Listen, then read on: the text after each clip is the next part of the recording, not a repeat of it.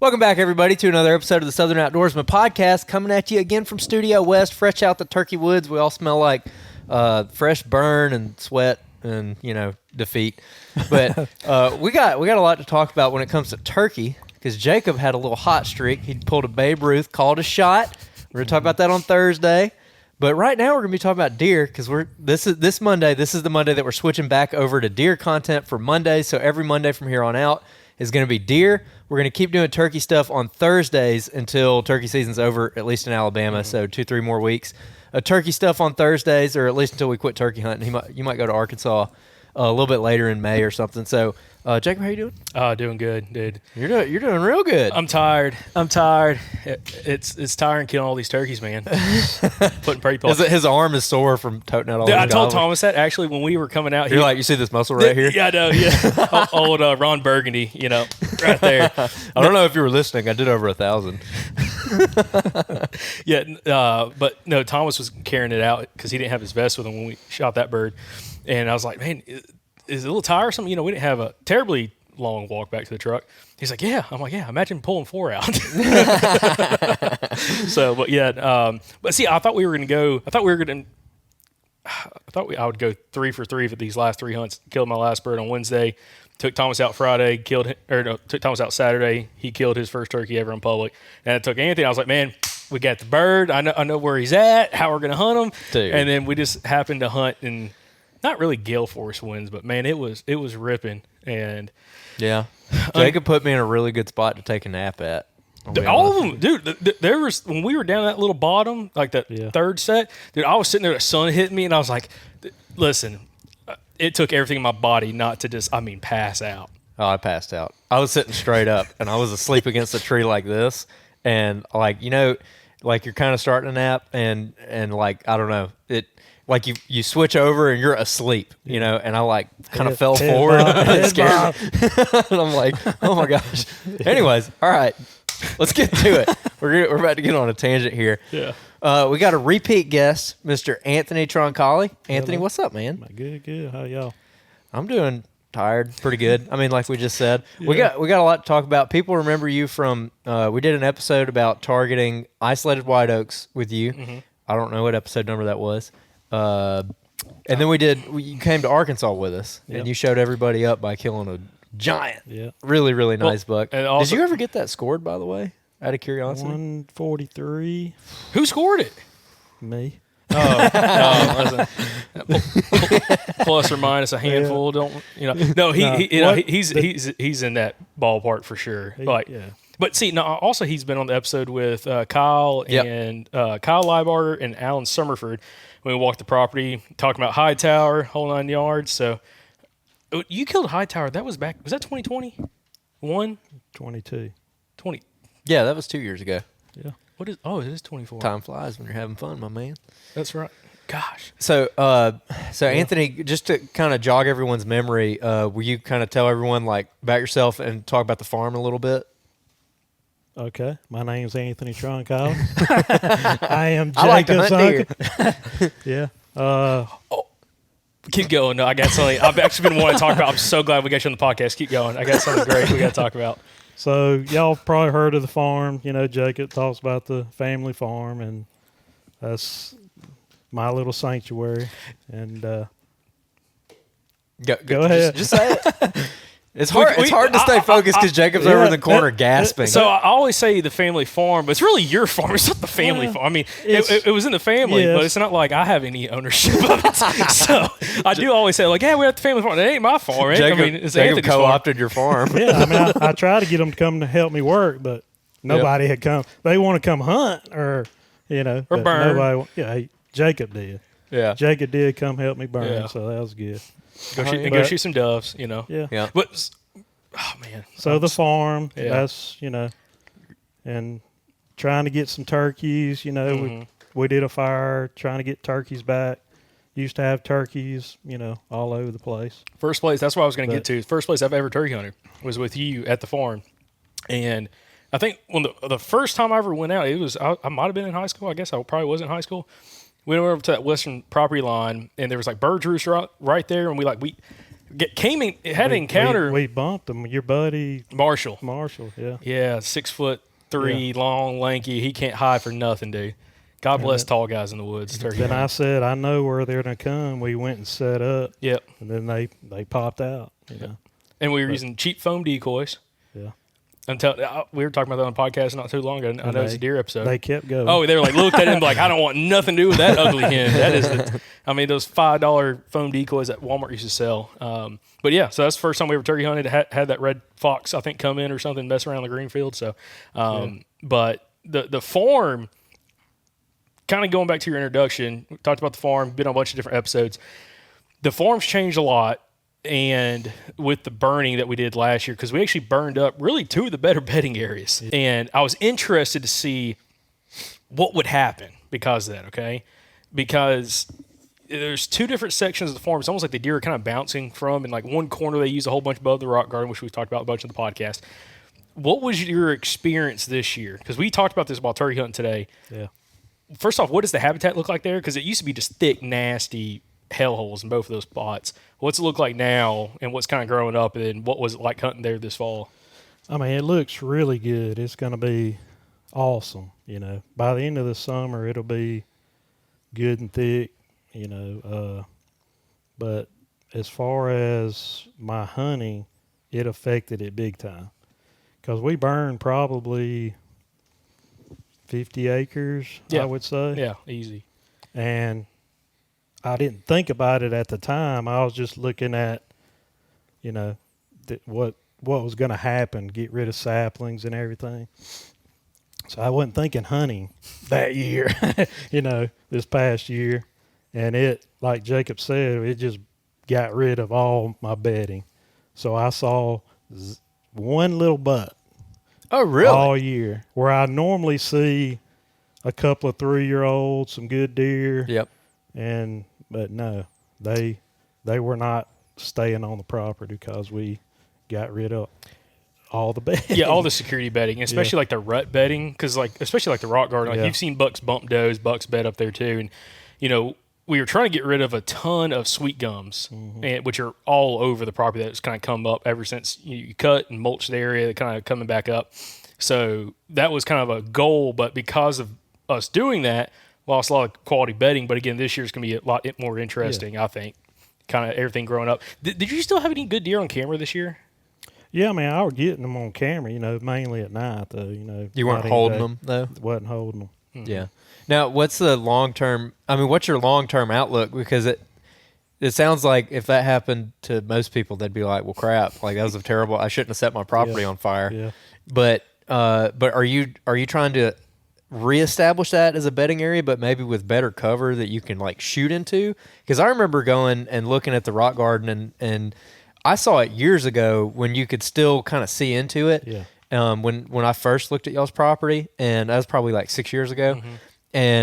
And then when we went toward the property with Kyle and Alan, you couldn't see it at all. No. It was completely forested. So are you trying to establish something that's going to both hold deer, but you're also basically going to be able to shoot into? Yeah, that's what my goal was, really the rock garden, where I could sit on this western slope over here and shoot into the rock garden. So my outlook, or what I want to happen, is I want that just to be a limestone glade, just sage and all your lagoons and blue everything. Stem, all that. I don't want any of those saplings. There's some big oaks and stuff up on the hill, but I want to sit up on this ridge and they never know I'm here. Yeah. And shoot into that, Mm-hmm. Yeah, we've talked about glades a lot. I like glades. I've had good luck in them. So I guess it was just kind of a short-term hit on your hunting on the property, but now you're going to be able to, hopefully it's going to pay off. Oh, right? Yeah. It's going to be a lot of work just for the rock garden because it's gotten way out of hand. And there's going to be, I told Jacob I did some hack and squirt treatments, and, it's going to take a lot of work to get it like that, but that's my goal. Okay, interesting. Didn't we get a question not long ago about like bedding and burns? Have we done it yet? I think it might be in the queue. I don't know if we haven't already. Yeah, I don't think we've done that one. We did have the one guy from Georgia, I can't remember his name, Mason maybe, who had the property that was sprayed. Yep. Where it was, Mason Brook. They had clear cuts that came through and sprayed them. So there was like standing cover but no foliage, or it was kind of a situation. He was like, "Well, how do you hunt it?" I'm like, "Well, it's still going to be stemmy thick, Yeah. He ended up killing a drop tine buck on it. Yeah. Yeah. Nice. Have you ever seen a drop tine buck on the farm, or like on camera or anything? I mean, that deer stickers, we called him. Yeah, he had. I wouldn't say a drop tine, but he had stickers everywhere. Mm-hmm. You could count one of them as a drop tine because he had them coming off his main beam. Man, I was going through this a little bit off subject, but I was going through our Arkansas footage from our hunt in Arkansas this past year, and we got Tiffany to film us going through the trail camera photos, and I found the video of you, me, and Thomas looking at it, and we flip over, and like it's totally candid. Like we were just like, "Hey, film us while we're looking at these," and we flip over, and that drop tine buck video came up, and we freaked out. Yeah. I don't even want to show it. We were like a bunch of fourth graders. Oh, we were children. I mean, giddy with excitement. And you know the bad thing Jacob was like slapping me. Yeah, just like, slapping you. dude, Yeah, like, are you hyped now? Dude, we didn't even hunt that deer. You did. I did one day after everybody left me, So, everybody's like killed their deer and got home. I'm like, well, I guess, I'm over here striking out. Let's go after the drop tine buck. And, did not pay off for me. Maybe we need to go get our revenge. Anthony's already game. I'm ready, man. Yeah. I want to thank y'all, by the way. Let me tag along everywhere. Yeah, he came back with a $600, $700 taxidermy bill. Yeah, so. Not too shabby. Well, what's some other stuff going on with the property? I mean, the rock garden was one thing, but did y'all burn anything else? Like I wasn't there for the burn, so like, what all have you done? Let you go with it. So it's 50 acres, so it's the big hill where y'all came down training the dogs right there. Okay. Above the pole barn shed area. Yep. So all that, I'm talking about the big hill going to the rock garden. Oh, okay. But, I mean, we started at the road and went east. So it burned all the way across. We just didn't get the central area behind the pole barn. Mm-hmm. But we had like the rock garden. It didn't really burn because it's so thick. Yeah, that's just shaded and there was moisture, so a fire's not going to go through that. So that's what the hack and squirt and getting some fuel on the ground to burn that up. So like an area we call behind the barn, it's kind of the same way. Mm-hmm. Really steamy. Thick, a lot of privet and all kinds of stuff. Some of it burned because you got some video of it eating some pine trees. Yeah, and little pines. So yeah. I mean, stuff that we want to kind of thin that area. So it did what we wanted it to do. But my daughter, she was riding the side by side, and jumped some deer that there were bedding in there. So. It's the deer coming back because all the new growth. So there's like little blue stem, just beautiful grass for, nesting birds and stuff like that. I was telling Jacob, when the sun hits it just right, it's like a blue sheen, just carpet. I mean, it's pretty cool looking.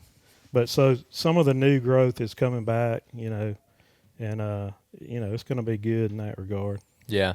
Another thing that happened last year was the properties next to you got cut, and there was a bunch of new clear cuts in the area, like big, giant clear cuts. Yeah.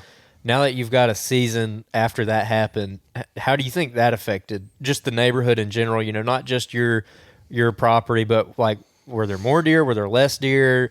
Because that's something a lot of people can relate with, especially in pine country where you got, 400 acres, bam, cut, and it's just gone. So did you notice anything with that? I mean, I was like y'all seeing the drop time. I was giddy. And when I was like, Jerry, that hunts it, he was like, he was out. He didn't hunt it at all just because. He doesn't like clear cut? I guess. And I'm like, man, that's the best. Well, Jerry's missing out. Man, you ain't lying. So I was all for it. And, I ended up with 8 deer last year.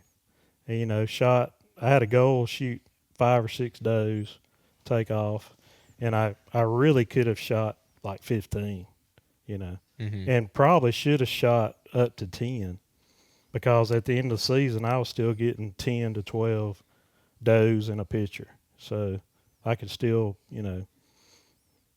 shoot some more. And but yeah, I mean it was new growth. It was very new growth. I mean, like this year hunting season and next year is going to be really, really good.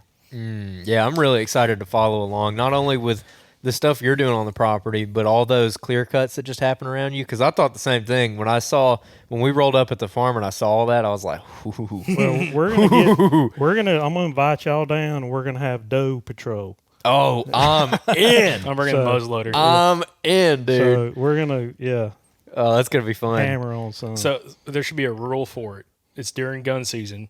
Okay. No, we're gonna do bow season. We can do a bow hunt and a gun hunt. Well, the gun hunt, we all got to use muzzleloaders. That's fine.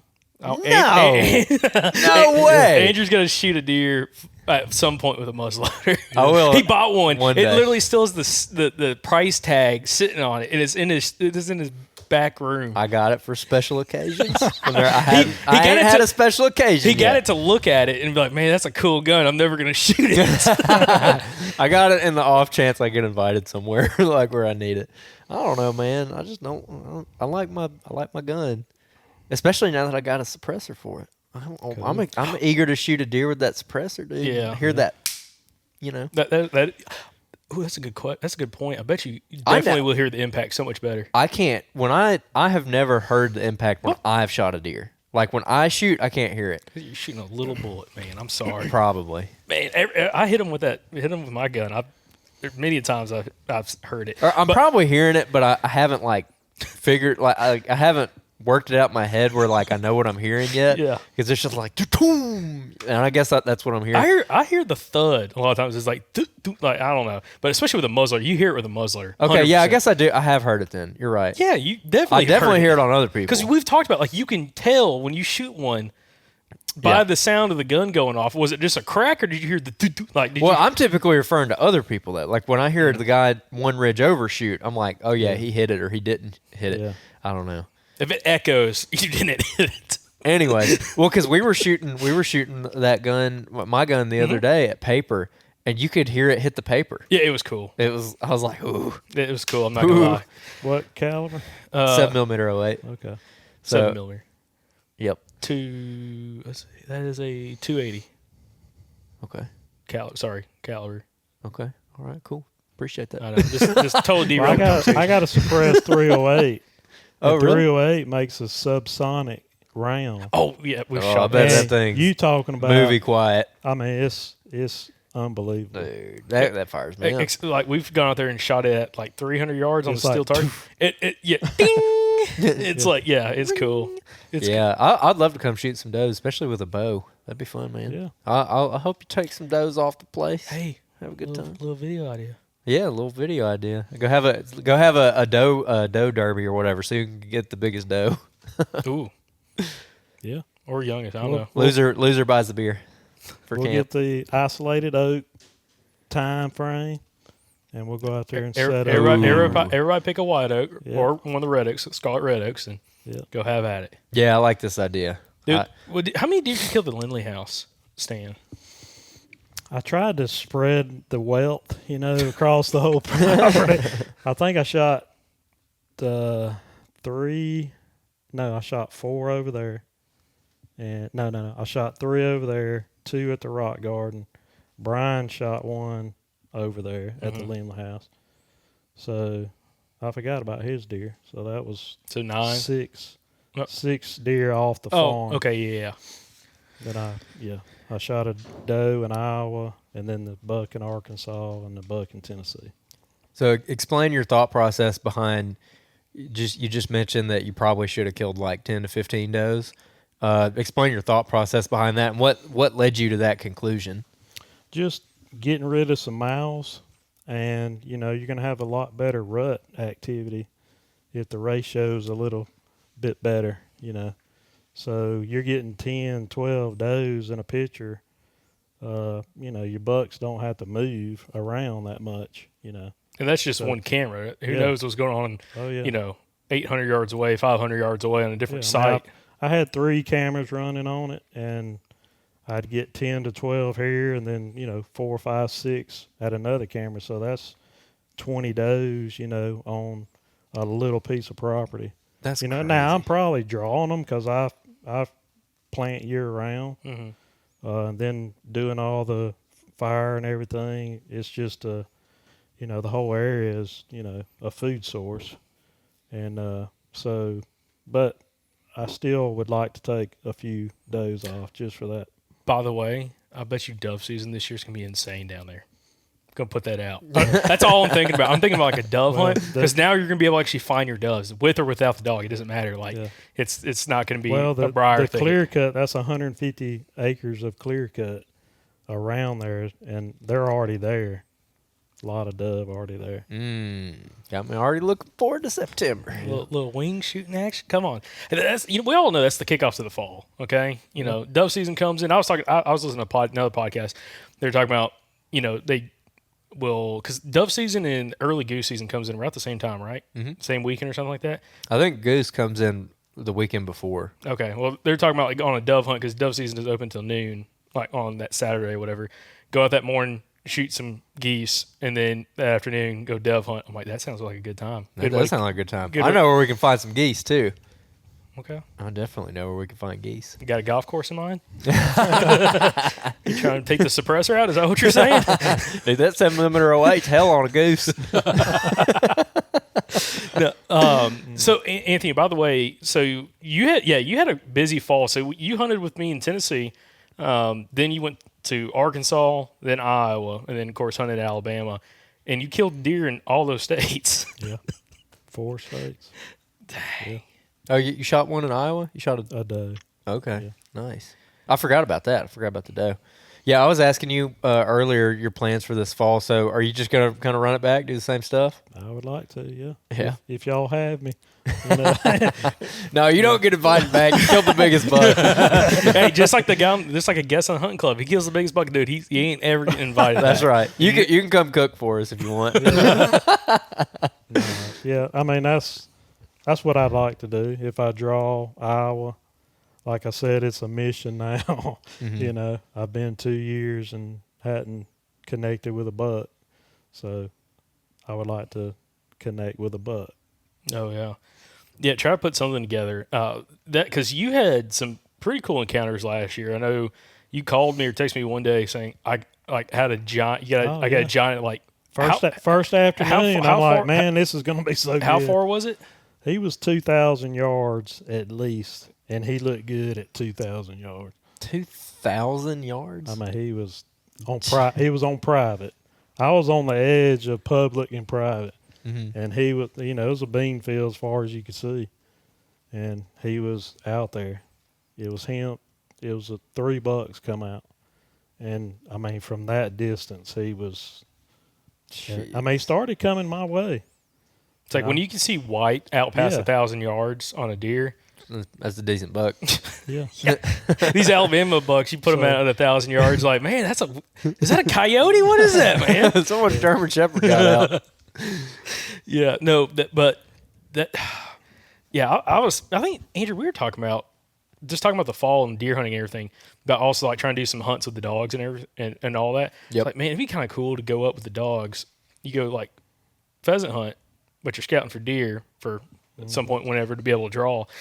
But no, so you did Iowa last year. By the way, how was the weather when you were there? It was it was cold. Compared to the year we went, was it like similar? Yeah, similar. Okay. Did you have to break out the heater bodysuit at all? No, not this trip. Okay. So not that cold. No. I think the one day when it was spitting snow, probably 20-mile-an-hour winds, and I guess it was low 20s. Mm-hmm. It didn't get that cold. I mean, but we had consistent weather, just not any frigid until we were cut short because a blizzard was coming in, and it really got cold. It got like minus 15 one day, and they had 12 inches of snow. Sounds like a good condition to kill some deer, but miserable conditions to sit in. No, I would not be out there in that. You're just not that mad at them? No. But I love to hunt, but not that much. So you got a velvet deer in Tennessee as well, and then you got your buck in Arkansas. So again, you had quite a few taxidermy bills last year. Did you have any specific takeaways from last season from like the traveling hunting, like things that you learned, things you might would do different, things you I guess kind of replicate going forward? I mean, what was your take after doing some more traveling? Because you haven't traveled for deer hunting in a while. No, I really, I was telling Andrew that, Michael and I used to go to Illinois, but that's been, 15, 20 years ago. And so, no, I didn't have the chance to. So that was, that's what I enjoyed. I mean, that was fun, doing the traveling.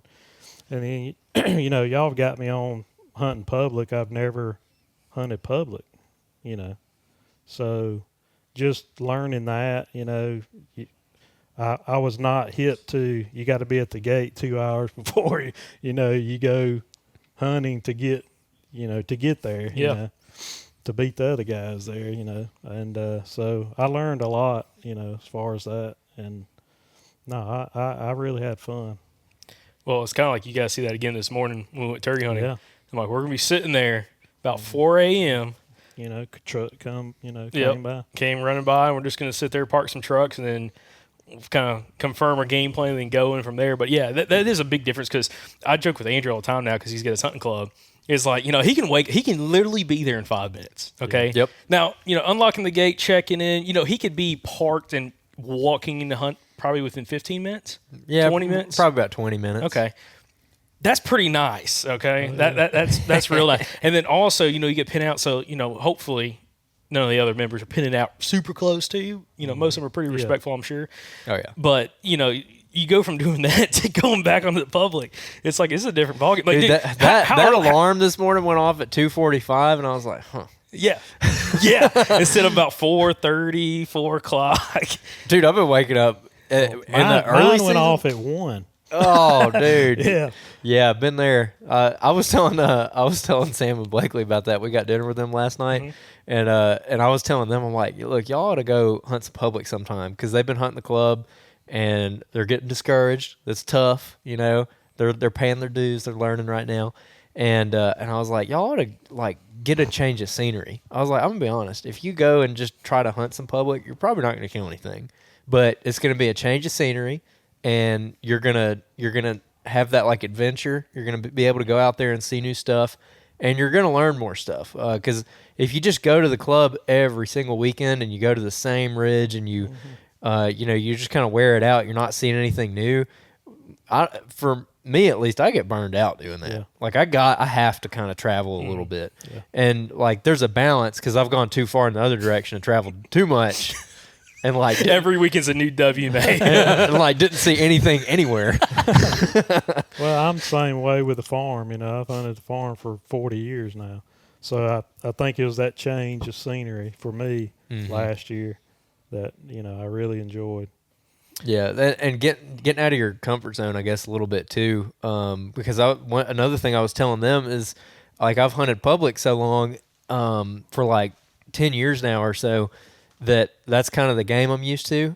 And then joining the club these last 2 years, it's been kind of a different challenge. And I feel like I've learned more in the last 2 years than I did in the last 3 years before that, just hunting public. Because you get into your groove and you're kind of doing what you're doing, but then you go to a different situation. And like, I've never like kept track of bucks before.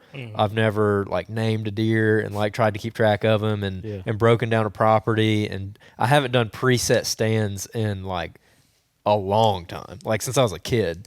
And so doing all that has just kind of, I don't know, it's rekindled an interest for me in that stuff.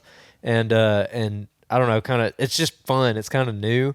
But also I'm learning a lot. So, like, did you get something like that similar from public land hunting? Like, is there any, like, certain tip or takeaway that maybe you got this past season where you're like, man, I haven't really done that in a long time, but this is, like, maybe a skill that you used to have that you've kind of unearthed, or maybe building a new skill?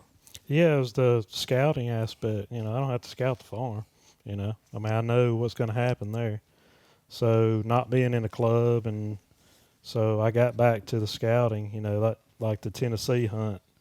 You know, we put in some miles, and I mean, it was miserable. It was 95 degrees, but it was, like I was telling you, it was the most miserable I've been, hot and sweaty, but it was fun because I was out there running into snakes and, you know, doing the scouting. And I mean, I scouted that deer, and I mean, I shot that deer from here to that wall, you know. I mean, that's how close he was. So the scouting part, you know, and, you know, y'all were my guides in Arkansas, so I didn't really look at this guy right here. Remember that. I did nothing.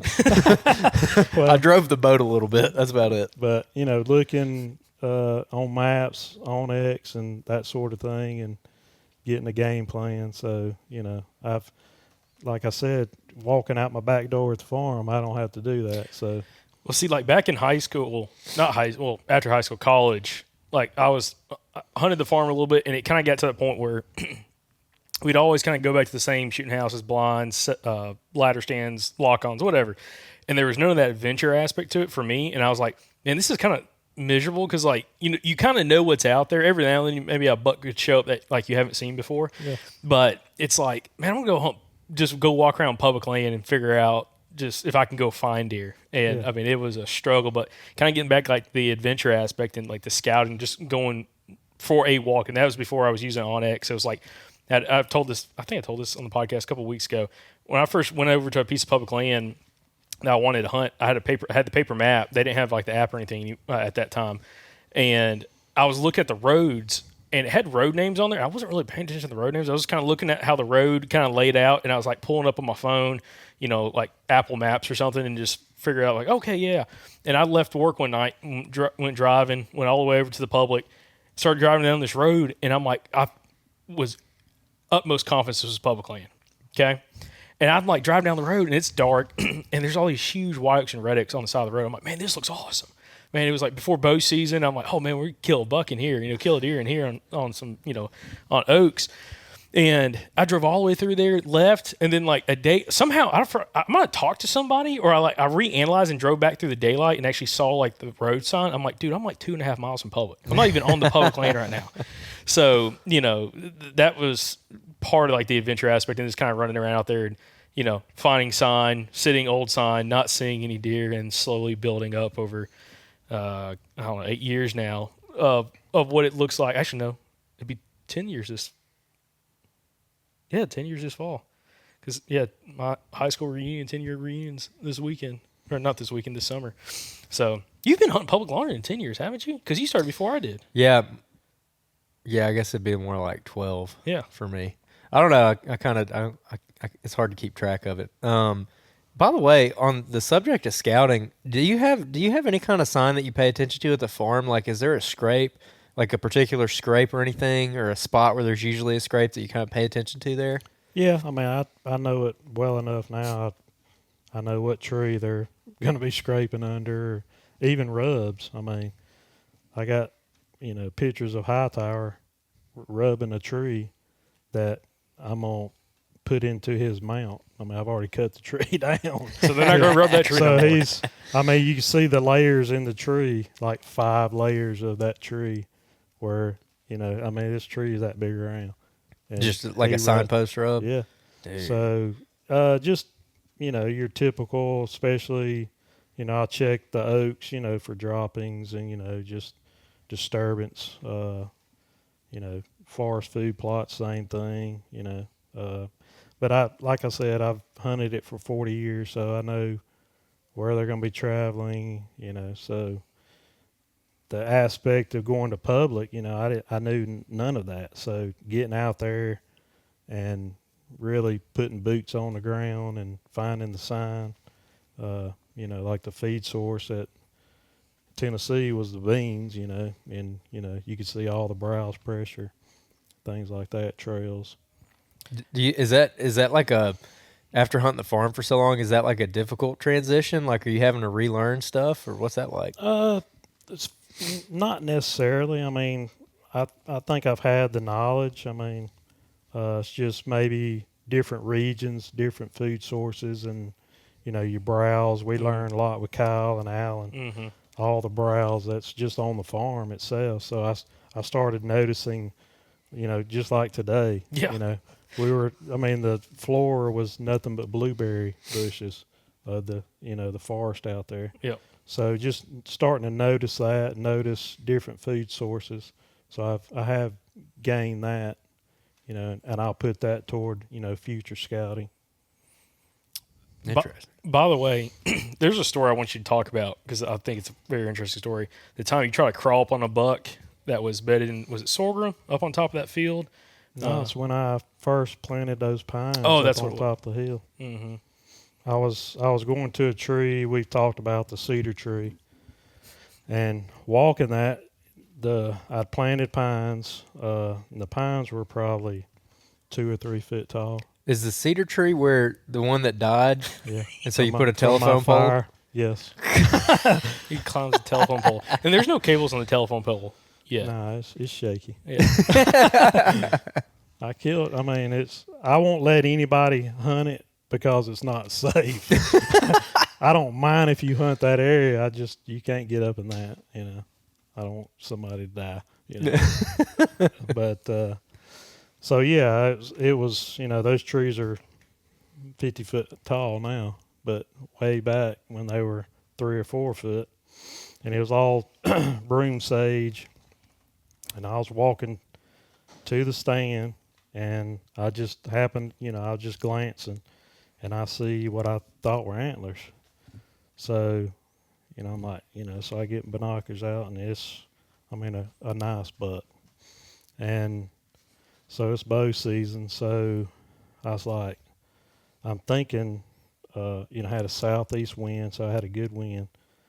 I'm like, do I go to the stand? They were feeding on that white oak right there. Do I go to the stand and hope that he comes, or do I make a move on him, So I said, I'm going to make a move on him. I had several hours, before dark, and I was like, so I take backpack off, and I get bow, nock an area, and I just start crawling. And it's, pretty quiet being in the grass, so I get within, there was one pine tree that was just a regen. I didn't plant it, so it was a little taller, a little bushier. I said, if I can get to that, I'm going to be, 30, 35 yards. So I make it probably an hour and a half of crawl. Just barely moving. Did you have any wind cover or nothing? No, the wind was perfect. Yeah. So I get to this tree, and now I'm like, okay, now what do I do? Do I shoot him in the bed? Do I wait? Do I make noise, throw something at him, get him to stand up? So I said, no, I'm gonna just sit here and see what happens. So that thought went through my head, and I feel the wind switch. It hits me in the back of the head. And I see he raises his nose up. I said, this is about to be over, So I get up on my knees, and he stands up, and then there's another little buck that I didn't even know was there. They both stand up, and there was so much stuff in the way I couldn't even attempt a shot. So he didn't run. He knew something wasn't right, and he just walked off. He was a nice 8-point. I'd have shot him, no doubt. But it was a pretty cool hunt. That was just in some planted pines. That wasn't in a field or anything like that. No, it's pines that I actually planted. All those big tall pines. Yeah. Up on the hill, I hand planted those. Oh dang! Yeah. How long ago was that? Those were 2003. Okay. Yeah. Interesting. 20-year-old pines. Mm-hmm. 21-year-old pines. That's pretty cool. So you just what was he bedded on? Was he just out in that stuff? Yeah, it was you had 3 foot pines, and then the broom sage was just as tall, so it was just bedding, It's like the big hill that y'all came with the dogs. Mm-hmm. It was, good bedding, and he was probably feeding on the white oak right there. And that was just a little ridge that they bedded on. Yeah. Not to get like super technical here, but over the years, going back to like 2003 when you planted those pines, how have you seen the deer bedding on your property kind of shift around, especially as the cover has changed? Like we talked about the rock garden and some other places that are now sapling thickets, and they I guess they used to be like more grassy and stuff like that. Do they still gravitate towards the same terrain features? Or is it really just 100% habitat based? Like wherever the thick cover is, that's where they're at? Or do they still want to be like in a draw or on a point or something like that? Yeah. Well, it's changed, like 2012, that's when I cut is mainly just all regen. There was really no major timber value trees there. So it's changed over time. And I've let it go. I wasn't living down there like I am now. So at the time, I had no time to do anything. So that's why the rock garden looks like it does now, just not being able to get down there. So like that sage, they like bedding in that, and like over behind the barn, it's real thick bedding. And I bought a big machine and I cleared a lot of it myself. So a lot of it's open right now. So, those pockets like you're talking about, those heavy pockets, they're bedding in that. But as far as travel, they have traveled the same routes for as long as I can remember.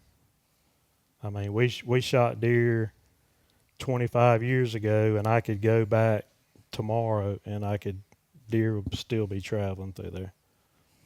So the terrain really hadn't affected that as far as way they travel. What are some of those more pronounced travel routes, out of curiosity, that they've been using that long? It's just really ridges. It's rolling hills there, so it's these points like today turkey hunting. We were walking off those ridges. Just typical travel corridors. Edges. Like the field edges meets up against the pines. They travel those type areas. That in the section over there by the road, that's kind of like a sanctuary. It's kind of how you have it set up. There's no real staying locations over there. There's pretty gnarly timber by those plum trees and everything up next to the road, but those are kind of like grassy old fields with some kind of dirty timber all the way around it. And it's like they bed in there like crazy, but it's also a place you don't really go into a whole bunch. It's kind of got a mix of grass and some timber, but not a lot of timber. But I think they probably just use that area, for example. Andrew, kind of going back to what you're saying, it's definitely cover-based bedding out there, more so than anything. So it's like as the cover shifts around, that's where the deer bedded, and that's where they're traveling for the most part. But it's, there would be deer bedded 30 yards off the road, off the pavement. And, you go there, find a big bed underneath a big cedar tree, and you're like, well, there's a deer using this quite a bit, which is kind of interesting. And you're talking about, like, the deer pattern, like the movement's been the same for as long as you can remember. And it kind of goes back to like guys like Wes Moe and some of the other people we had on podcasts where they've hunted certain pieces of public land for so long that the deer, no matter how the vegetation changes and the cover changes, as long as it's not just wide open, the deer do the same thing year over year over year, which is very important because if you're, whether you're a newer deer hunter or you've been hunting an area for a long time, if you're paying attention to that, that's where you can go back and replicate more success, and especially like finding rut corridors and stuff like that where you have doe bedding close by. Where's the easiest place for a buck to come through? And once you start witnessing that, year over year, well, now you have a place you can go back to and kind of guarantee that, there's going to be bucks using it. I don't know if it's going to be a buck I want to shoot, but, they're going to be using these very specific locations. Yeah, and I think a lot has to do with the land around you as well. Like, Paula's, before she cut it, I know where those deer travel, I used to have a lease on the other side of her property, and where I killed several of my bigger deer. I knew where they were traveling through there. The limestone outcrop we've talked about, and then coming across her property, it's kind of the same way. Traveling right off the side of these ridges and off these draws and things, and that funnels to the farm. So I think it has to do with a lot of the area around it as well. Yeah. A couple months ago, actually it was New Year's, we interviewed a guy who lives relatively close to where you're talking about, John Boy. Oh, yeah. And he's got a property not far from the farm that he's had for a really long time as well. He's been hunting since he was a kid, and it's a really unique situation because he's had the chance to hunt it through multiple timber cycles. As the trees get cut or the neighbor gets cut, and then those trees grow up, and they're thick, and then they're not thick, and then they're thinned, and then they're really good, and then it's clear cut again. And so he gets like a whole timber cycle. Mm-hmm. And one really interesting question I got to ask him was about hunting your way through that timber cycle over a long period of time. And was there like a heyday, or how did it change? So I kind of want to ask you the same thing. You've had the property so long now, whether it be your property or your neighbors, those timber cycles, was there like a time where like the bucks were bigger? And just like, not to drone it out any longer, but like Mr. Benny, who's been on the podcast, my mentor, mm-hmm. he had a spot like that he used to talk about when I was a kid. He was even bringing this up where he'd been hunting this place for like 25, 30 years. And there'd be a property that got cut, and then he would see more deer and the buck quality would go up, and he'd kill some like nice ones. And then after a couple of years, it would fade out. And then there would be like a stretch of like 8 years where the hunting kind of sucked, but he kept hunting it because it's like what he had. And then something else would get cut and it would be good again, just like that. And so you're hunting those cycles. So have you seen something similar at the farm? Yeah. Oh yeah. Stevens family owns a lot of it around me. When they cut theirs, it you see a lot more deer, bigger deer, and then that's why I'm so excited about that being clear cut. I think that's gonna help see a lot more deer. They're gonna sit over there. It's gonna be a lot of browse over there, a lot of bedding, and I think especially we talk about the isolated white oaks and red oaks. She has no trees now, and she had virgin oaks over there. So I think that's going to pull a lot of deer to me. And, I think, just with Hightower, he's an example. That deer's unheard of, body size and all. So I think it's going to help, and it's going to be good for the future. Yeah. When you've seen it increase when something gets cut, like the quality of your hunts, wherever it goes up, how long does that normally last? Like if you think back on it, was it like a really good 2 or 3 year stretch, or was it good for a more extended period of time, like 10 years or something like that? Yeah, it's more than a couple of years. When the pines now, like the Stevens family, they're 40-foot trees now. But so you got that early growth up to, I would say, 10 or 12 years, where it's just it's a bedding area, and it's a sanctuary for them. A lot of browse, they're undisturbed, and then if you like, I've planted year round for probably going on 20 years now, so I would have the food and draw those deer to me. So they're unpressured, and it just makes for a lot better hunting. They're a perfect neighbor when it comes to that. Like having somebody that doesn't really hunt their property, but has an area that's almost like acts as a sanctuary. Yeah, that's what it is. Exactly. That's 250 some odd acres of, they have a golf course, so they don't hunt around that golf course. So it's a huge bedding area for me. That's gotta love a golf course. That's a question. That's where Hightower came off of. eating off the back tee box. Oh my God! I'm about to get I get a Charlie horse. Oh my gosh! Oh my gosh! Oh, leg cramps, son. Oh, dang! wow. Right in the middle of the podcast. Oh, dude, I couldn't control that one. I was about to have to stand up, stretch for a second. Lord. But you're talking, Andrew, the farm back when Jacob Christopher killed their first deer. It was regen timber back then. Super limby pines. Yes, big. It was like you stumpy big pines. Yeah, you couldn't get a climber in any. You go 6 foot up. That's it. I mean, so there was no, I was just now beginning to understand, sunlight to the forest floor, helps you. It was all enclosed canopy at that point. So I mean, we saw deer, but nothing size that we're seeing now. Mm-hmm.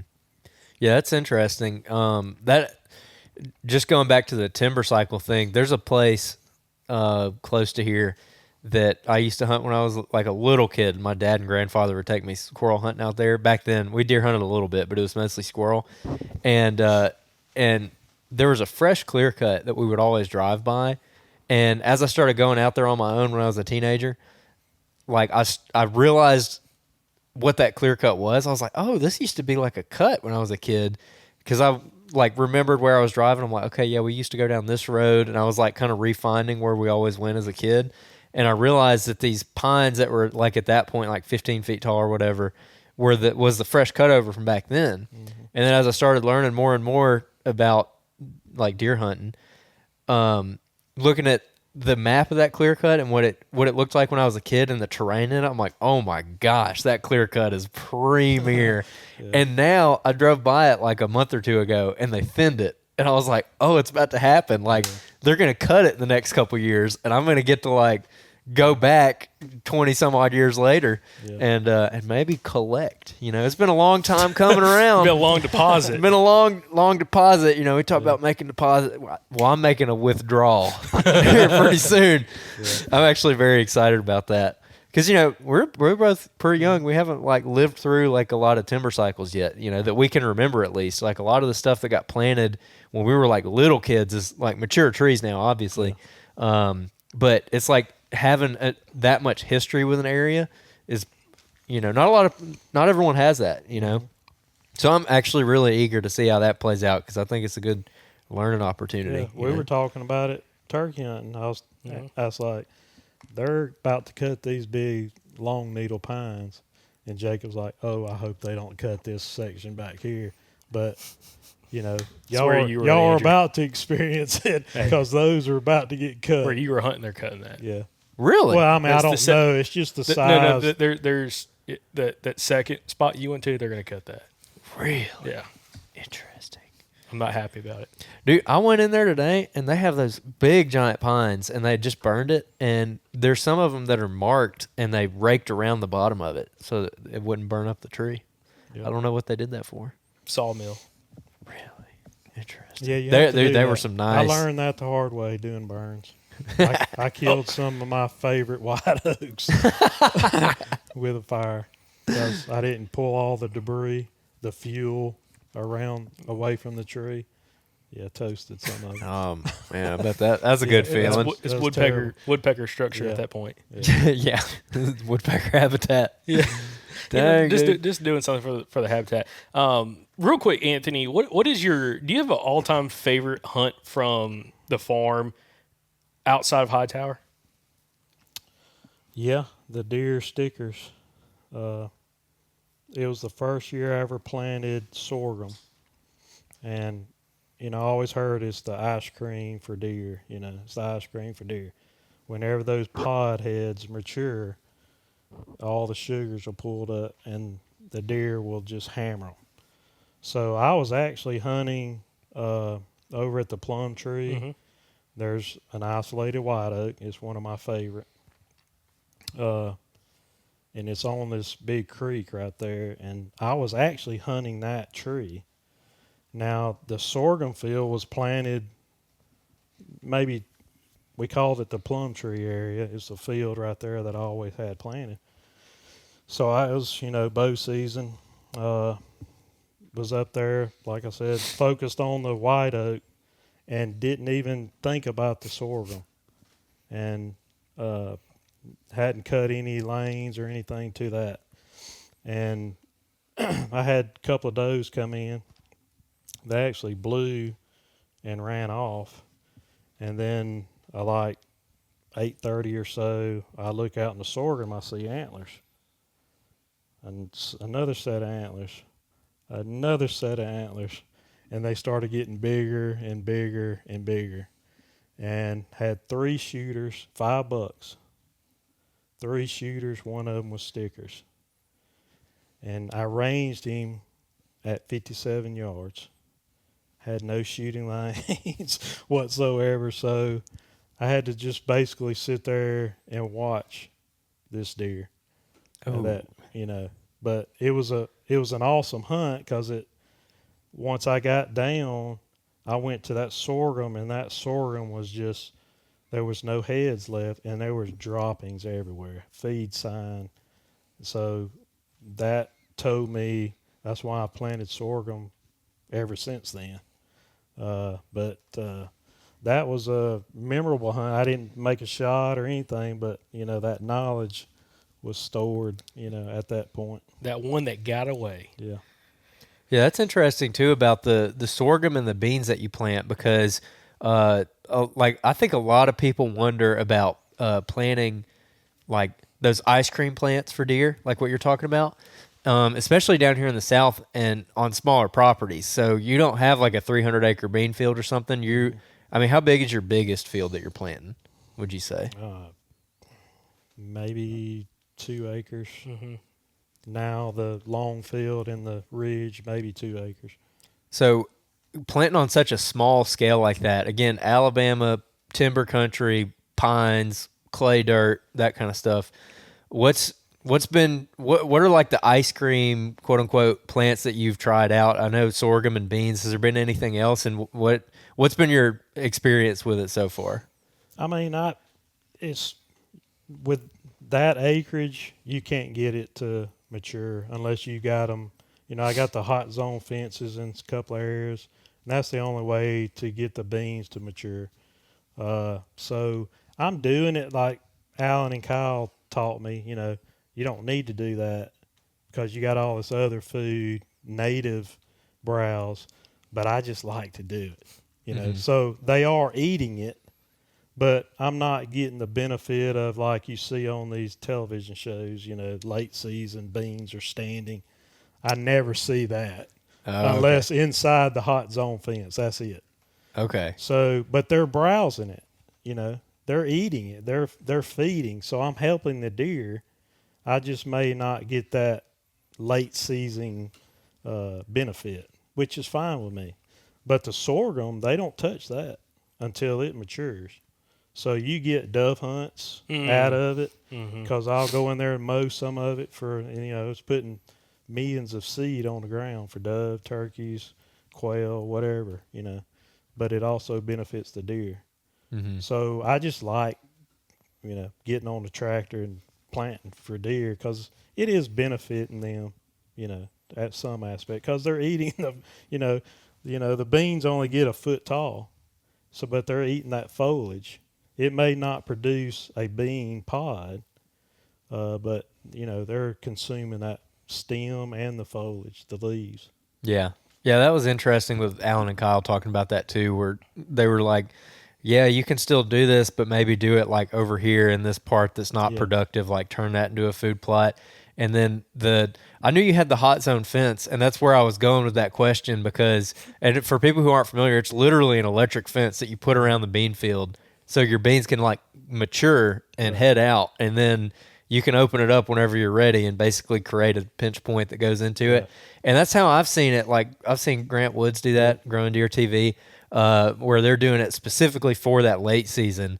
And I was wondering if that worked, because I knew you did that, but I didn't know whether or not it would work, because I mean, in January here, like there's a lot of stuff that's still green, and they got plenty of food. So you haven't really seen them just like hammer the beans in January when you open that thing up? Yeah. Oh, yeah. Oh, they do? I mean, the years that I've had it up, Jacob, he can contest the fiberglass in his hands doing those poles. But yeah, the years that I have it, the beans get 6 foot. I mean, huge. Yeah, and they're full of they're falling over. They got so many bean pods on them. So the years that I've done it, when you better be ready to, when you open that gap like you're talking about. Yeah, they'll come in there and hammer it. Have you had luck on bucks doing that? Have you killed a buck doing that? I haven't killed a buck doing that. My kids have killed does in them. They're where I plant it. It's really shooting the gun. For shooting houses. For the kid, I do it for my kids. To have a hunt. But yeah, I mean, the years that I've kept it up and then take it down later, they mature. I mean, I always do a paradovic sunflower, the sorghum, and the beans. So you got big sunflower heads, for dove and turkeys and whatnot. And so you have all those, and they all mature if it's inside that fence.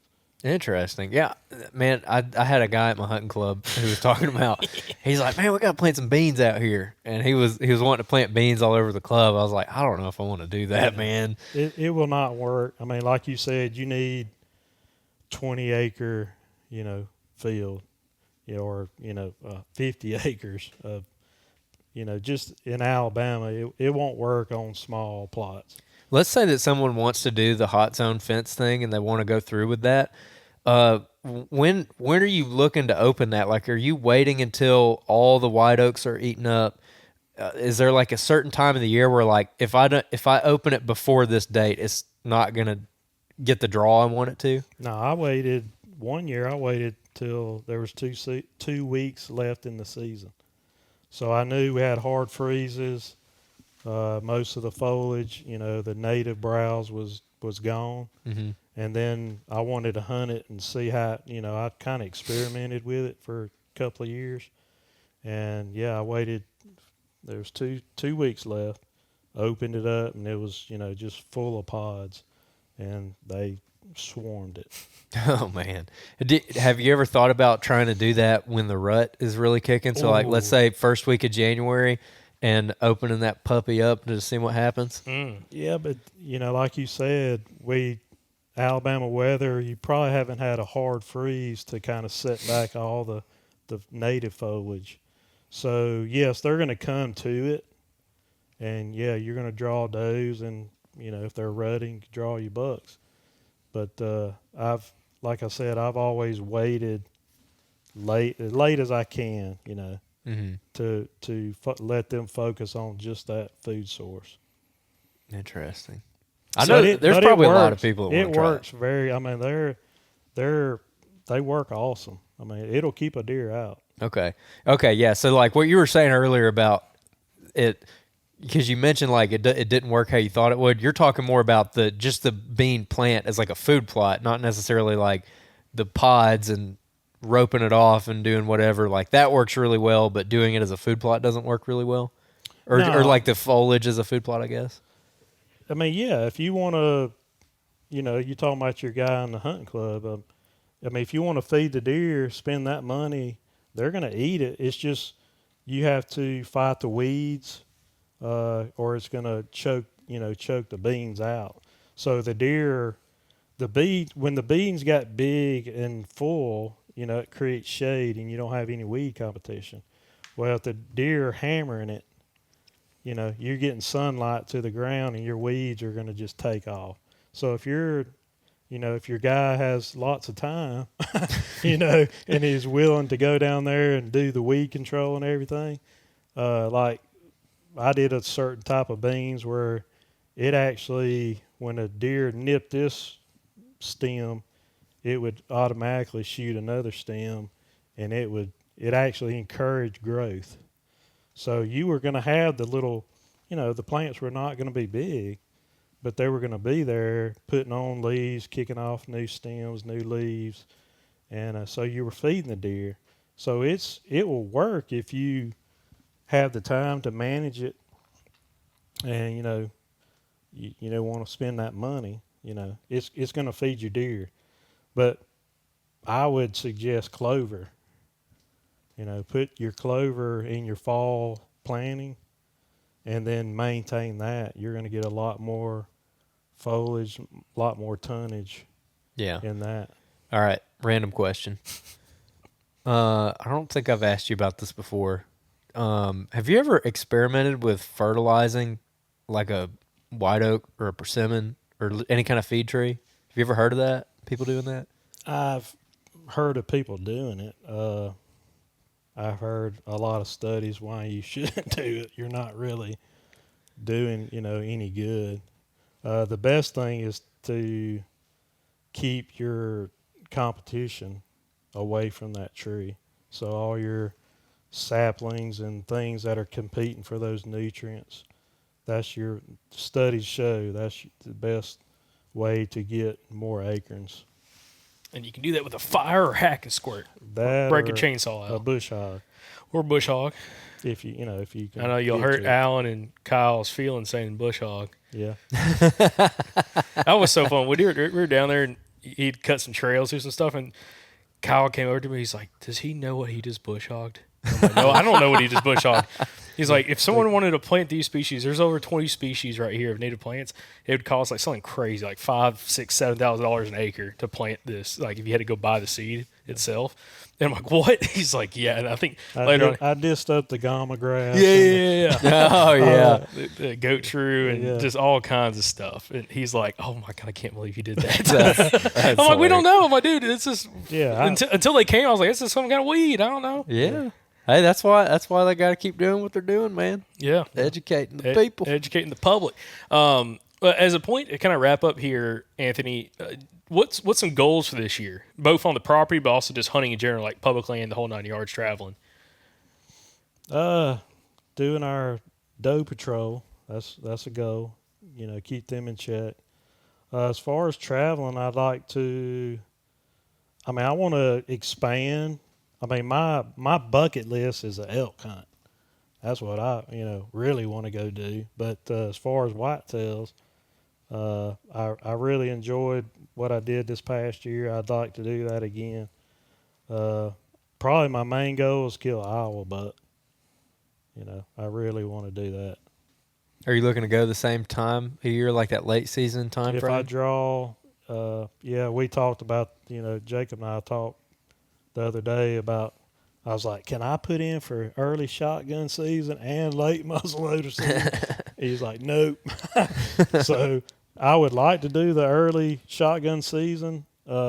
Just talking to locals up there, the buck, they've seen and shot some giant bucks, and but it's only like 4 days, so you don't have that extended 2 week late or season. You could go up early and just scout for like a week, and then that might be be the way to do it. Honestly, when does that shotgun season fall? It's in December. Mm-hmm. It's like second week of December, something like that. Yeah.